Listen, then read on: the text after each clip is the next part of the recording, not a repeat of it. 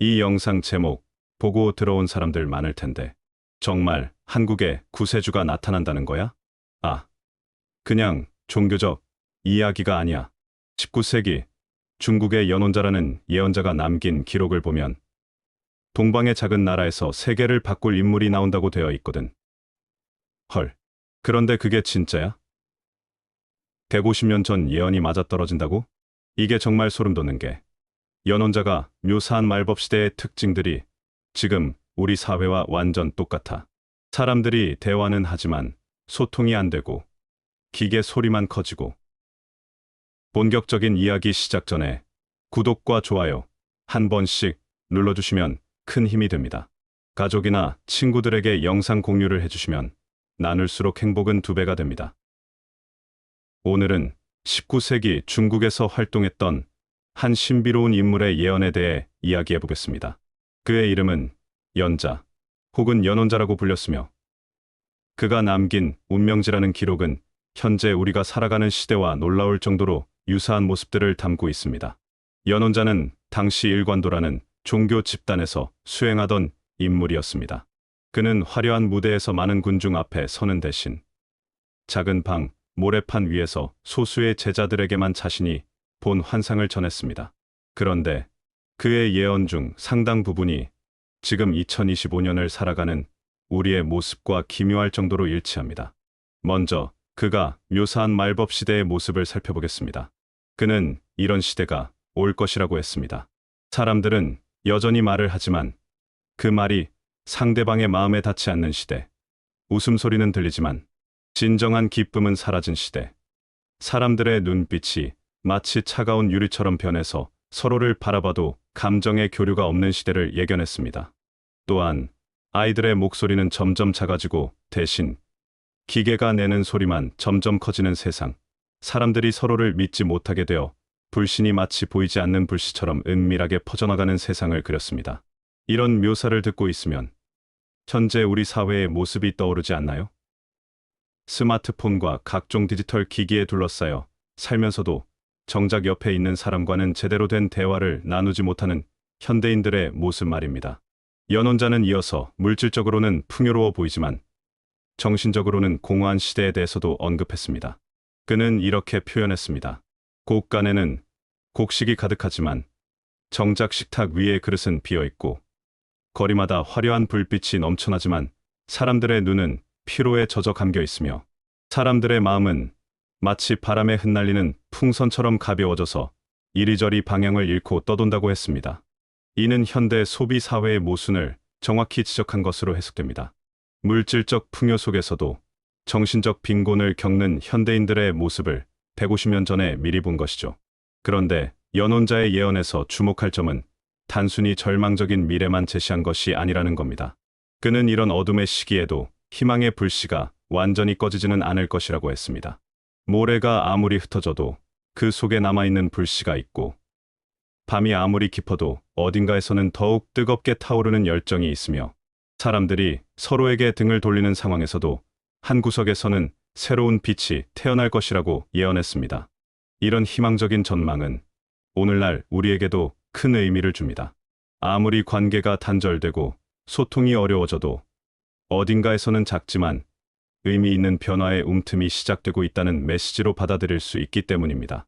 연혼자가 살았던 시대적 배경을 살펴보면 그의 예언이 더욱 흥미롭게 다가옵니다. 19세기 말 중국은 서구 열강의 침입과 내부적인 혼란으로 극도로 불안정한 상황이었습니다. 전통적인 질서가 무너지고 새로운 시대의 흐름을 받아들여야 하는 변혁기였죠. 일관도라는 종교 집단은 겉으로 보기에는 평범한 민간 신앙처럼 보였지만 실제로는 혼란한 사회 속에서 사람들의 정신적 지주 역할을 하고 있었습니다. 연혼자는 바로 그런 환경에서 자랐고, 당시 사람들의 고통과 절망을 직접 목격하며 미래에 대한 통찰을 얻게 된 것으로 보입니다. 당시 많은 사람들이 어딘가에 해답이 있을 것이라고 믿고 있었습니다. 어떤 이들은 고전 경서에서 새로운 지혜를 찾으려 했고, 어떤 이들은 신비한 도인이나 종교적 지도자에게 의지했습니다. 연혼자도 그런 시대적 요구에 부응하여 나타난 인물이었습니다. 하지만 그는 거대한 학파를 세우거나 큰 종교 집단을 이끈 것은 아니었습니다. 그럼에도 불구하고 그의 말은 오래도록 전해져 내려왔습니다. 그 이유는 그가 추상적인 철학이나 종교적 교리가 아닌 일상생활 속에서 누구나 경험할 수 있는 구체적인 장면들을 통해 시대의 본질을 파악했기 때문입니다. 운명지라는 그의 예언서는 그리 길지 않았지만 그 안에는 살아있는 듯한 생생한 묘사들로 가득했습니다. 눈빛, 웃음, 목소리, 곡식과 창고, 거리의 불빛 같은 감각적인 표현들을 통해 시대의 특징을 드러냈기 때문에 시간이 흘러도 그 의미가 퇴색되지 않았던 것입니다. 연혼자의 예언 중에서 특히 길게 다뤄진 부분은 말법시대에 대한 묘사였습니다. 그는 이 시기를 단순히 어둡기만 한 시대로 그리지 않았습니다. 오히려 매우 구체적이고 때로는 놀랄 만큼 사실적인 표현으로 묘사했습니다. 그래서 후세 사람들이 그의 글을 읽으면 당시로서는 상상할 수 없었던 광경들을 마치 눈앞에서 보는 듯한 느낌을 받곤 했습니다. 그는 이런 장면들을 예언했습니다. 사람들의 눈이 마치 유리같이 변해서 빛은 반사하지만 따뜻함은 없어지고 서로를 바라봐도 아무런 감정 교류가 없는 상태. 사람들이 물리적으로는 가까이 앉아 있으면서도 진정한 대화는 나누지 않고 대신 차갑고 일정한 기계음에만 귀를 기울이는 모습. 또한 웃음은 여전히 존재하지만 그것이 마음에서 우러나오는 것이 아니라 겉껍질처럼 공허하게 흘러나올 뿐이고 이웃들은 서로의 안부를 묻지 않으며 얼굴은 마주보고 있으면서도 눈은 전혀 다른 곳을 바라보는 시대가 올 것이라고 했습니다. 이런 묘사들을 현재 우리 사회와 비교해보면 정말 놀라운 일치를 발견할 수 있습니다. 디지털 기기에 둘러싸여 살면서도 진정한 인간적 교감은 점점 줄어들고 있는 현실. 소셜미디어를 통해서는 활발하게 소통하지만 실제 대면 상황에서는 어색해하는 현대인들의 모습이 바로 연혼자가 예견한 그 모습과 일치하는 것이죠. 연혼자는 또한 환경적인 변화에 대해서도 언급했습니다. 하늘은 여전히 푸르지만 공기는 탁해지고 사람들이 물리적으로는 가까이 있으면서도 보이지 않는 벽이 그들을 가로막으며 기후가 극단적으로 변해서 때로는 뜨겁고 때로는 차가워지기를 반복하고 사람들이 알 수 없는 무게감에 짓눌리는 시대가 올 것이라고 했습니다. 또한 사람들이 입으로는 언급하기 꺼리지만 어디를 가든 그림자처럼 따라오는 질병들이 있을 것이라고도 예언했습니다. 이런 내용들은 현재 우리가 겪고 있는 환경오염, 기후변화, 그리고 각종 전염성 질환들의 문제와 매우 유사합니다. 연혼자의 예언에서 또 다른 흥미로운 부분은 사람들의 내면적 변화에 대한 관찰입니다. 그는 사람들이 많은 책을 소유하지만 그 안에서 진정한 지혜를 찾지 못하고 스스로를 지도자라고 칭하는 많은 사람들이 나타나서 대중들을 끌어모으지만 그들의 얼굴에는 진정한 빛이 없고 손에는 실체 없는 약속들만 들고 있을 것이라고 했습니다. 이는 정보 과잉 시대에 살면서도 정작 중요한 통찰력은 부족한 현대인들의 모습과 진정한 리더십보다는 인기나 권력 추구에 급급한 많은 지도자들의 모습을 정확히 예견한 것으로 해석됩니다. 연혼자는 또한 인구 감소와 관련된 장면들도 묘사했습니다. 큰 도시의 거리에서 사람들의 발걸음이 점점 줄어들고 마을에서는 슬픈 울음소리만이 바람에 흩날리며 많은 집들이 문을 닫은 채 다시는 열리지 않고 농토는 넓지만 농사짓는 사람은 적어지고 수확하는 손길도 드물어지는 시대가 올 것이라고 했습니다. 현재 한국을 비롯한 많은 선진국에서 겪고 있는 저출산 고령화 문제, 농촌 인구의 감소, 도시 공동화 현상 등을 생각해보면 이 또한 놀라운 예견력이라고 할 수 있습니다. 연혼자는 이런 시대에 사람들의 마음 상태에 대해서도 언급했습니다. 사람들의 마음이 돌처럼 굳어지면서도 작은 자극에는 쉽게 부서지는 모순적인 상태가 되고 타인의 고통에 대해서는 무관심하면서 오직 자신의 두려움만을 지키려 하며 그 두려움에서 벗어나기 위해 거짓된 이안이나 약속에 매달리는 사람들이 많아질 것이라고 했습니다. 이런 분석은 현대 사회의 개인주의 심화, 공동체 의식의 약화, 불안 심리의 확산 등을 정확히 짚어낸 것으로 볼 수 있습니다. 연혼자는 이런 말법 시대가 절정에 달하는 순간에 대해서도 묘사했습니다. 모든 사람이 입을 닫고 모든 길이 막히며 사람들이 더 이상 미래에 대한 희망을 품지 않는 순간이 올 것이라고 했습니다. 하늘은 무겁게 내려앉고 바다는 끝없이 어둡게 변하며 세상이 모든 것이 끝났다고 선언하는 때가 온다는 것입니다. 하지만 바로 그 절망적인 순간이 새로운 전환의 시작점이 된다고 연혼자는 말했습니다. 그리고 여기서부터 그의 예언 중 가장 주목받는 부분이 시작됩니다. 연혼자는 말법 시대가 절정에 달했을 때 모든 사람이 희망을 포기했다고 생각하는 바로 그 순간에 새로운 길을 열어줄 특별한 인물이 나타날 것이라고 예언했습니다. 그는 이 인물에 대해 매우 구체적으로 묘사했습니다. 먼저 그는 이 인물이 나타날 지역에 대해 언급했습니다. 어둠의 바람이 그치지 않고 사람들이 서로를 의심하며 모든 땅이 불안하게 흔들리는 그 시기에 멀리 동쪽 끝 산과 바다가 만나는 곳에서 한 사람이 일어날 것이라고 했습니다. 이 지리적 묘사는 많은 연구자들에 의해 한반도를 가리키는 것으로 해석되고 있습니다. 동아시아에서 산과 바다를 동시에 가진 지역은 여러 곳이 있지만 연혼자가 살던 시대의 지리적 인식과 당시의 정치적 상황을 고려할 때 한반도일 가능성이 높다는 것이 전문가들의 분석입니다. 연혼자는 이 인물의 특징에 대해서도 자세히 기록했습니다. 그는 이름 없는 자로 태어나서 많은 사람들의 손가락질과 조롱을 받으며 걸어갈 것이라고 했습니다. 그의 걸음은 결코 가볍지 않을 것이지만 어떤 시련에도 굴복하지 않고 계속 나아갈 것이며 사람들은 처음에는 그를 무시하고 그의 말에 귀 기울이지 않을 것이라고 했습니다. 하지만 시간이 지나면서 고통받고 있던 사람들이 점차 그에게 시선을 돌리기 시작할 것이고 그는 어떤 공격이나 시련에도 무너지지 않는 불굴의 의지를 보여줄 것이라고 했습니다. 하늘은 그에게 여러 시험을 내릴 것이고 많은 사람들이 그를 버릴 것이지만 결국 역사는 그에게 길을 내어줄 것이라고 예언했습니다. 연혼자는 또한 이 인물이 겪게 될 고난에 대해서도 구체적으로 언급했습니다. 그는 수많은 탄압을 받을 것이고 그의 터전은 여러 번 파괴될 것이며 가는 곳마다 장애물이 놓여 있을 것이라고 했습니다. 사람들은 그의 말을 거짓이라고 비난하고 심지어 모욕을 가할 수도 있을 것이라고 했습니다. 그러나 바로 그런 고통의 절정에서 오히려 민심이 하나로 모이기 시작할 것이라고 예언했습니다. 사람들이 더 이상 두려움 때문에 흩어지지 않고 서로의 손을 잡기 시작하며 그때 하늘에 무거운 구름이 걷히고 바람이 다시 맑은 기운을 품게 될 것이라고 했습니다. 이 부분에서 특히 중요한 것은 민심이 하나로 모인다는 대목입니다. 이는 단순히 한 개인의 카리스마에 의존하는 것이 아니라 절망적인 상황을 극복하기 위한 집단적 의지의 결집을 의미하는 것으로 해석됩니다. 연혼자는 이 특별한 인물을 특정 종교의 구세주로 한정하지 않았습니다. 오히려 그는 모든 종교적 경계를 넘어서는 존재가 될 것이라고 강조했습니다. 그는 특정한 종교적 권위에 의존하지 않을 것이며 모든 종교가 그를 두려워하면서도 동시에 따르려 할 것이라고 했습니다.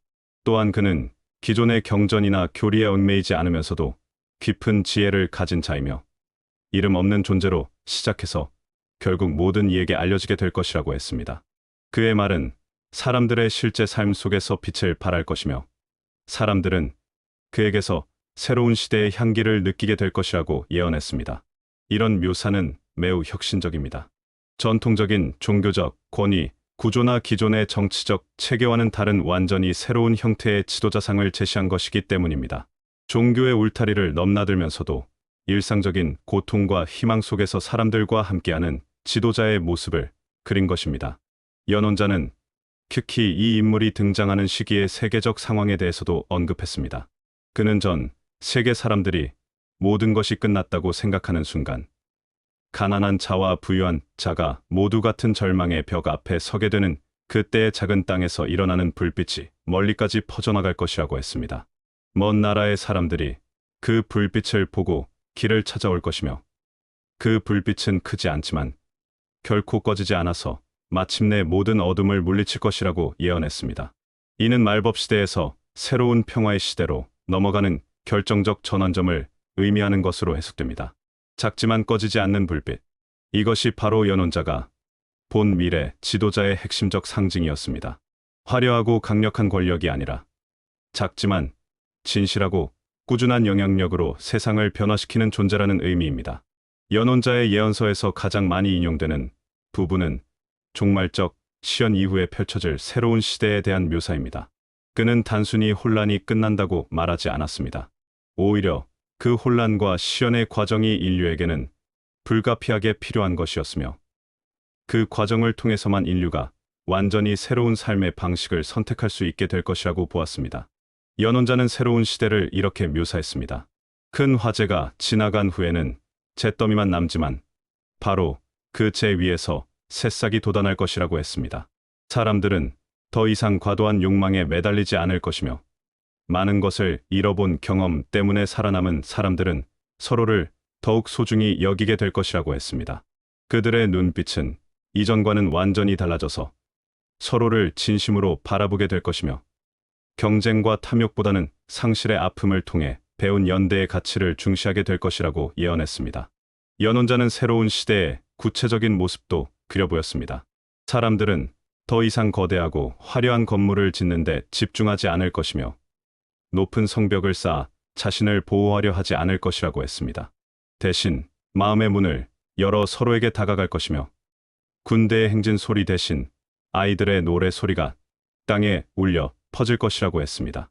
새로운 법과 질서는 힘에 의한 지배가 아니라 상호 신뢰를 바탕으로 만들어질 것이며 사람들은 더 이상 종교나 신의 이름을 빌어 서로 싸우지 않고 오히려 그런 이름을 빌어 서로를 도울 것이라고 예언했습니다. 이런 미래상은 정치적 체제의 변화나 군사적 승리로 달성되는 것이 아님을 분명히 했습니다. 그것은 근본적으로 삶에 대한 태도와 사람들 사이의 관계 방식이 완전히 바뀌는 것을 의미한다고 보았습니다. 연원자는 이런 새로운 시대를 열어가는 데 있어서 앞서 언급한 특별한 인물의 역할에 대해서도 구체적으로 기록했습니다. 그는 그 인물을 이렇게 묘사했습니다. 왕이 아니지만 왕보다 존경받을 것이며 장군이 아니지만 전쟁을 멈추게 할 것이고 성직자가 아니지만 하늘의 뜻을 전할 것이라고 했습니다.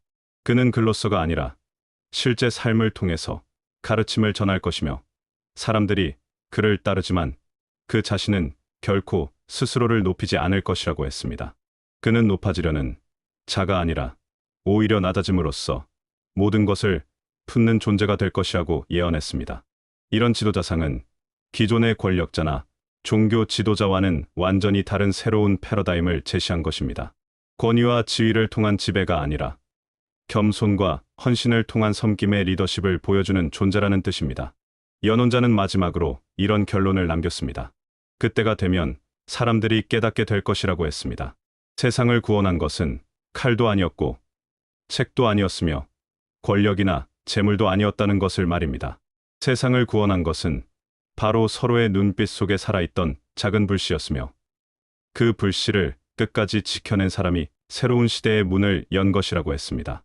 하늘은 그런 사람을 기억하고 땅도 그런 사람을 기억하며 후세 사람들도 그런 사람의 이야기를 전할 것이지만 정작 그 사람 자신은 이름을 남기려 하지 않을 것이라고 했습니다.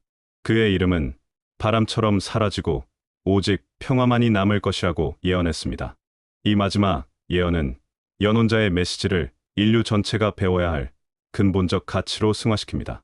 새로운 시대란 특정 개인의 카리스마적 리더십만으로 이루어지는 것이 아니라 그를 통해 전 인류가 변화하는 과정 자체를 의미한다는 것입니다.